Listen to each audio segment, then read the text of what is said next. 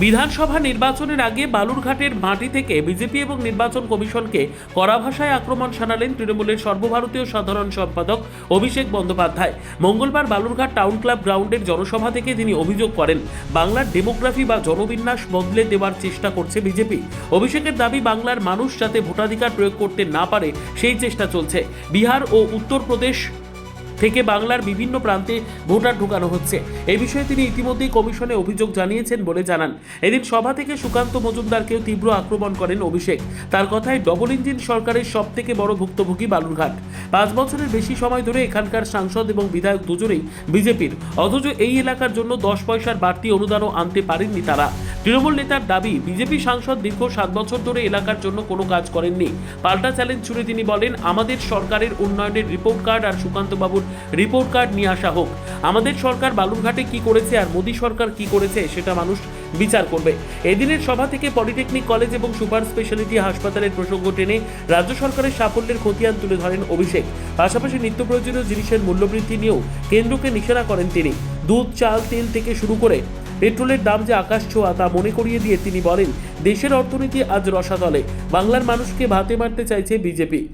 এদের 10-0 গোলে হারিয়ে মাঠের বাইরে পাঠাতে হবে।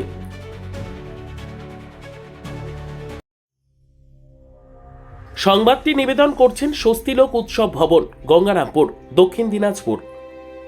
বিজেপি এমন এক পরিবর্তন চাইছে বাংলায়, যেখানে উত্তরপ্রদেশ, বিহার থেকে ভোটার অ্যাড করে আপনার পাড়ার কৃষ্টি, সংস্কৃতি, ঐতিহ্য নষ্ট করে দেওয়া হবে।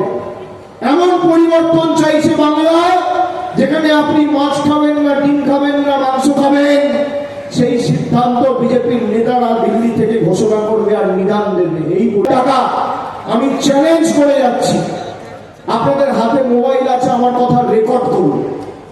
যদি সুকান্ত মজুমদার প্রমাণ করতে পারে যে 5 বছরে গরিব মানুষের বাড়ির জন্য নরেন্দ্র মোদীর সরকার 1 টাকা দিল্লির সরকার দিয়েছে, 10 পয়সা দিয়েছে, আমি রাজনীতি করবো না, রাজনীতির আঙিনায় পা রাখবো না, চ্যালেঞ্জ করে যাচ্ছি।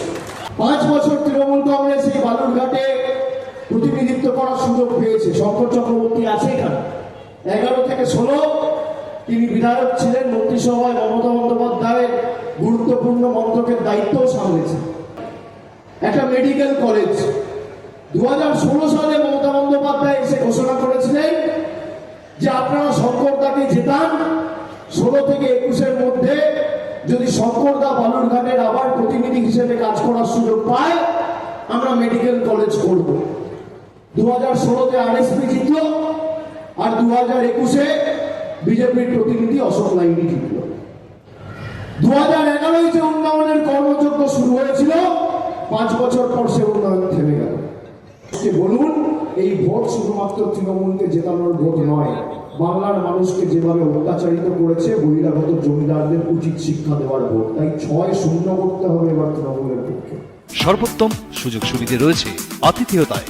সুপরিচিত স্বস্তিলোক উৎসব ভবন, অতিথিদের যে কোনো অনুষ্ঠানের জন্য উপযুক্ত ওয়ান স্টপ ডেস্টিনেশন। আমরা আপনার বিশেষ অনুষ্ঠানটিকে অবিস্মরণীয় করে তুলি। স্বস্তিলোক উৎসব ভবন, শিববাড়ি রোড, গঙ্গারামপুর, দক্ষিণ দিনাজপুর।